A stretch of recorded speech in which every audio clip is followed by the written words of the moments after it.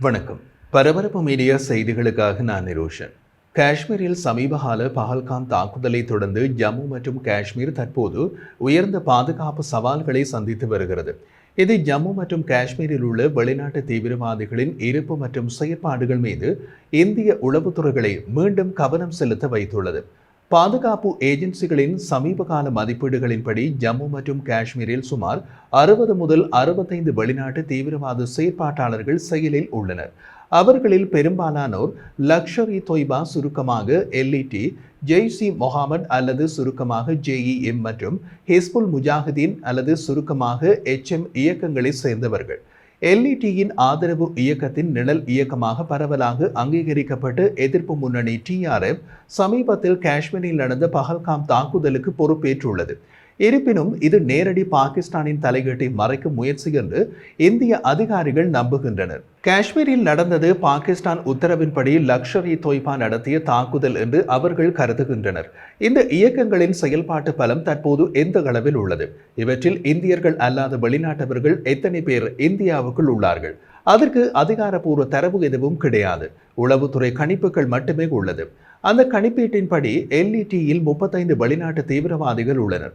JEM-இல் 21 வெளிநாட்டவர்கள் இந்தியாவில் உள்ளனர். ஹிஸ்புல் முஜாஹிதீன் அல்லது சுருக்கமாக HM-இல் மிக குறைவு, அதிகபட்சம் 3 அல்லது 4 இருக்கலாம் என்று மதிப்பிடப்பட்டுள்ளதாக பல்வேறு அரசாங்க மற்றும் பாதுகாப்பு வட்டாரங்கள் தெரிவிக்கின்றன. இந்த வெளிநாட்டு தீவிரவாதிகளை தவிர சுமார் 17 தொடக்கம் 20 உள்ளூர் ஆட்களும் உள்ளனர். பெரும்பாலான உள்ளூர் நடவடிக்கைகள் காஷ்மீர் பள்ளத்தாக்குகளில் குவிந்துள்ளன மற்றும் ஒரு சிறிய எண்ணிக்கை ஜம்மு பிராந்தியத்தில் உள்ளது. கடந்த சில ஆண்டுகளில் உள்ள போக்கு தீவிரவாத எதிர்ப்பு நடவடிக்கைகளின் காரணமாக தீவிரவாத செயற்பாட்டாளர்களின் ஒட்டுமொத்த எண்ணிக்கையில் சரிவை குறிக்கிறது. ஆனால் இந்தியாவில் உள்ள வெளிநாட்டு தீவிரவாதிகளின் எண்ணிக்கை குறிப்பிடத்தக்கவாகவே உள்ளது. சுற்றுலா பயணிகளை குறிவைத்து நடத்தப்பட்ட சமீபகால பஹல்காம் தாக்குதல் துல்லியமாக திட்டமிடப்பட்ட நடவடிக்கையாகவே இந்திய பாதுகாப்பு அதிகாரிகளால் கருதப்படுகிறது.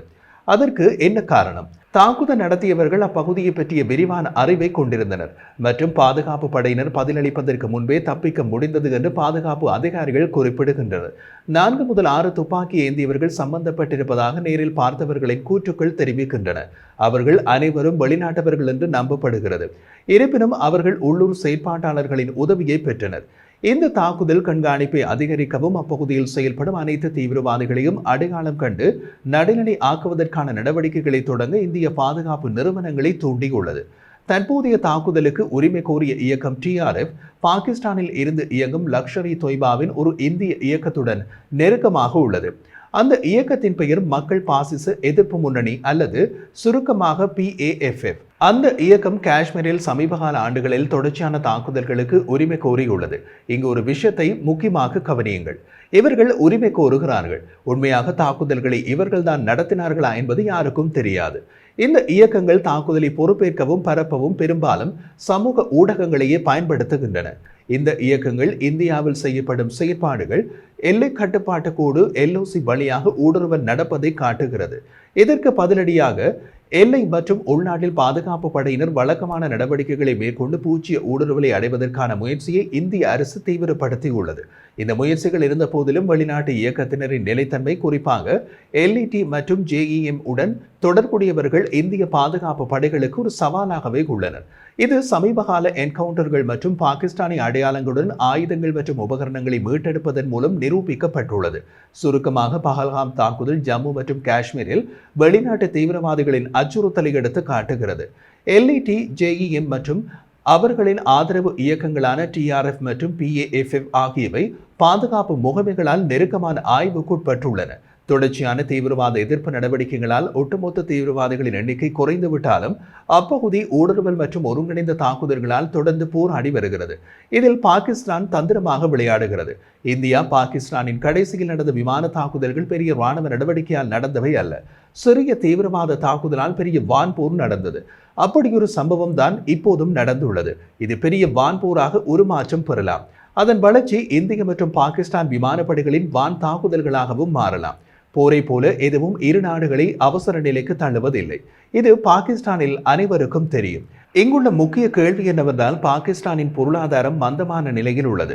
ஆயுதமேந்திய கிளர்ச்சியாளர்கள் அதன் சிக்கலுக்குள்ளான 4 மாகாணங்களில் 2இல் கலவரத்தை நடத்தி வருவதால் அதன் இராணுவத்தின் புகழ் ஒரு புதிய குறைந்த நிலையில் இருக்கிறது. அப்படி இருந்தும் பாகிஸ்தான் ஏன் காஷ்மீர் தாக்குதலுக்கு பச்சை கொடி காட்டியது என்று நம்பப்படுகிறது. பாகிஸ்தான் தமது வேறு பிரச்சனைகளை திசை திருப்ப இராணுவ மோதலுக்கான காரணத்தை காட்சிக்குள் கொண்டு வரலாம். 1971ஆம் ஆண்டு போருக்கு பின் இந்திய பாகிஸ்தான் உறவுகள் பிளவுபட்டன. அந்த பிளவுக்கு பிறகு பாகிஸ்தான் மேலும் பிரிவதற்கு மேலும் நெருக்கமானது இதுதான். ஒரு சிறு போர் பல பிரச்சனைகளை சரி செய்ய முடியும் என்பதால் பஹல்காம் தாக்குதல் அதற்கான நோக்கமாக இருக்கலாம். ஆனால் பஹல்காம் படுகொலைக்கு இந்தியா வலிமையுடன் பதிலடி கொடுக்கும் என்று இந்திய உயர்மட்ட தலைவி தெளிவுபடுத்தியுள்ளது. எப்படி, எப்போது என்பதுதான் கேள்விகள். மற்றும் ஒரு முக்கியமான கேள்வியும் உள்ளது. பாகிஸ்தானின் இராணுவ தளபதி ஜெனரல் அசீம் முனீர் ஏன் இந்தியாவுடன் இராணுவ மோதலை எதிர்கொண்டார்? உரி மற்றும் புல்வாமா பயங்கரவாத தாக்குதல்களுக்கு பிறகு இந்தியாவின் உறுதிப்பாட்டை கண்ட பின்னரும் அந்த முடிவை ஏன் எடுத்தார்? இந்தியா 1947களில் உருவாக்கப்பட்டதிலிருந்து பாகிஸ்தானின் பயங்கரவாத ஏற்றுமதியை செய்து வருகிறது. இருப்பினும் பஹல்காம் தாக்குதல் பாகிஸ்தான் ஆதரவு பயங்கரவாதிகள் இந்தியாவில் நடத்தியதை போலல்லாமல் இருந்தது. பாகிஸ்தான் இராணுவ தளபதி அசீம் முனீர் ஒசாமா பின் லாடனை போன்ற ஒரு செயற்பாட்டாளர் என்று அமெரிக்காவின் உயர்மட்ட பாதுகாப்பு நிபுணர் பஹல்காம் தாக்குதலின் பாகிஸ்தானின் அசீம் முனீரின் பங்கை இணைத்து குறிப்பிடுகிறார். அமெரிக்கன் என்டர்பிரைஸ் இன்ஸ்டிடியூட்டின் மூத்த உறுப்பினரும் பென்டகன் முன்னாள் அதிகாரியுமான மைக்கேல் ரூபின் தாக்குதலின் பாகிஸ்தானின் பங்கை கடுமையாக விமர்சித்தார். பாகிஸ்தானை தீவிரவாதத்தின் அரசு ஆதரவாளராக அமெரிக்கா அதிகாரப்பூர்வமாக அறிவிக்க வேண்டும் என்றும் பாகிஸ்தான் இராணுவ தளபதி ஜெனரல் அசீம் முனீரை தீவிரவாதி என்று முத்திரை குத்த வேண்டும் என்றும் அவர் தெரிவித்தார். பாகிஸ்தான் இராணுவ தளபதி முனீர் மற்றும் ஒசாமா பின் லாடனுக்கு இடையே ஒரு அப்பட்டமான ஒப்பீடு செய்தார். அவர் கூறிய போது ஒரே வித்தியாசம் என்னவென்றால் முனீர் ஒரு அரண்மனையில் வசிக்கும் போது பின் லாடன் ஒரு குகையில் வாழ்ந்தார். ஆனால் அடிப்படையில் அவர்கள் ஒரே மாதிரியானவர்கள். காஷ்மீரை பாகிஸ்தானின் கழுத்து நரம்பு என்று குறிப்பிடுவது உட்பட ஆத்திரமூட்டும் அறிக்கைகள் மூலம் தீவிரவாத தாக்குதல்களுக்கு முனீர் ஒரு பச்சை விளக்கு கொடுத்ததாக அவர் குற்றம் சாட்டினார். இது இந்தியாவுக்கு எதிரான வன்முறையை அதிகரிப்பதற்கான அழைப்பு என்று ரூபின் விளக்கினார். ரூபின் பஹல்காம் தாக்குதலை அக்டோபர் 7, 2023 இஸ்ரேல் மீதான ஹமாஸ் தாக்குதலுடன் ஒப்பிட்டார். இருதரப்பும் பொதுமக்களை குறிவைத்ததாக குறிப்பிட்டார். தீவிரவாதத்திற்கு ஆதரவளிப்பதில் பாகிஸ்தானின் பங்கை சர்வதேச சமூகம் அங்கீகரிக்க வேண்டும் என்றும் ஹமாஸுக்கு இஸ்ரேலின் அணுகுமுறையைப் போலவே பாகிஸ்தான் மற்றும் அதன் உளவுத்துறை நிறுவனமான ISIக்கு எதிராக இந்தியா தீர்க்கமான பதிலடி கொடுக்க வேண்டும் என்றும் அவர் தெரிவித்தார். பஹல்காம் தாக்குதலின் நேரமும் அமெரிக்க துணை ஜனாதிபதி JD வான்ஸ் இந்தியாவுக்கு பயணம் செய்ததையொட்டி அரசியல் உள்நோக்கம் கொண்டதாக எடுத்து காட்டப்பட்டது. இந்த ராஜதந்திர நிச்சயதார்த்தத்தில் இருந்து சர்வதேச கவனத்தை திசை திருப்ப பாகிஸ்தான் உத்தேசித்துள்ளதாக ரூபின் பரிந்துரைத்தார்.